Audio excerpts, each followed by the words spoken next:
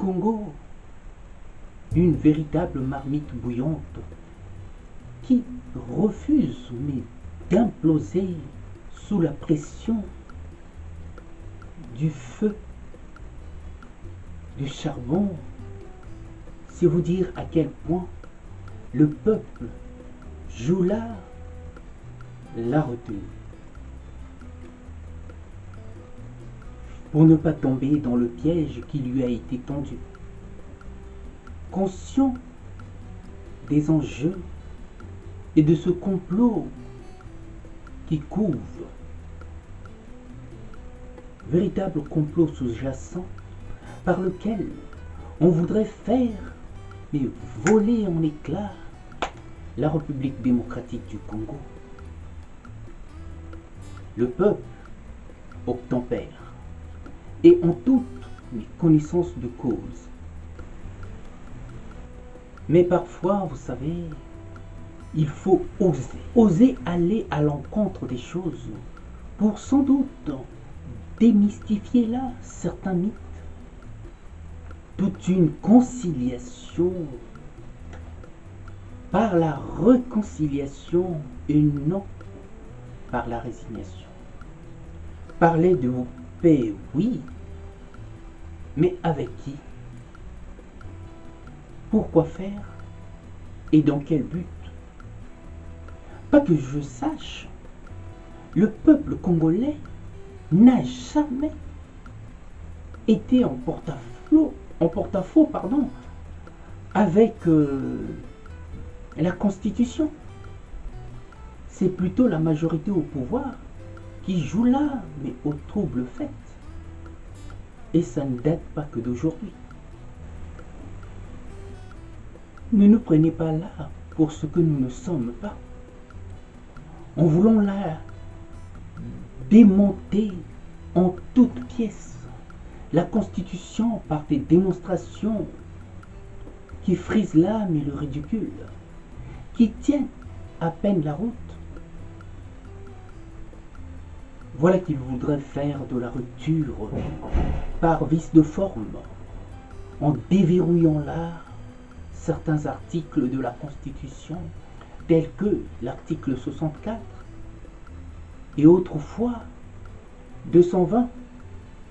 Nous avons là tout intérêt, vous et moi, à ne pas mais baisser la garde, car ils excellent dans l'art du mauvais coup du genre. Oui, le dialogue en soi est véritablement possible, mais que dans le cadre des accords cadres d'Addis Abeba, toujours d'actualité mais jamais concrétisée. Une remise en cause de la Constitution, surtout, il ne faut même pas y penser.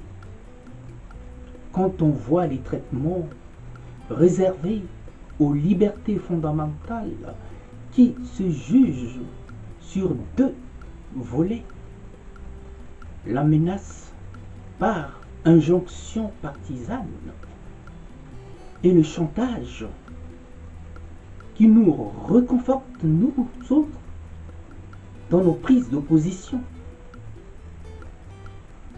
Vraiment désolé, l'intelligence ne doit pas céder à l'intimidation de la bêtise humaine. Jusqu'à quand le peuple congolais continuera à être aussi berné de la sorte? Un peuple contraint dans la misère la plus absolue, la plus absurde et la plus abjecte, pendant que les protégés du prince font ce que bon leur semble. Ils sont la loi, car ils font la loi tout en violation avec le droit, en toute impunité, en imposant là leur maître mot. En somme, un Far West à la congolaise, où le gouvernement dégaine plus vite que le peuple. Ici, il n'y a ni haine, ni rancœur, mais plus d'amertume.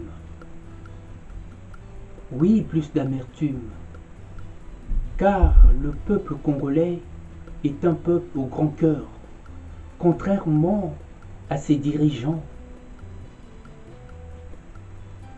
si indigents. N'étant pas un peuple haineux et encore moins va-t-en-guerre, les politiciens congolais à dessous nous font passer là pour un peuple naïf que nous ne sommes point. Alors, je vous invite là à ne pas chercher à nous titiller, car nous sommes aussi un peuple imprévisible. Nous n'abondons jamais dans le sens de ce qu'on nous impose, dans le sens contraire à nos valeurs et principes. À armes égales, nous ferons mouche et triompherons aussi vite qu'un éclair.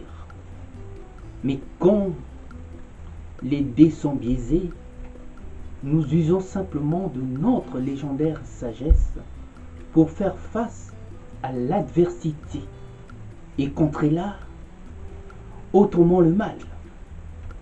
Toute une culture qui étonne par ces intonations qui sont là, loin d'être des véritables incantations.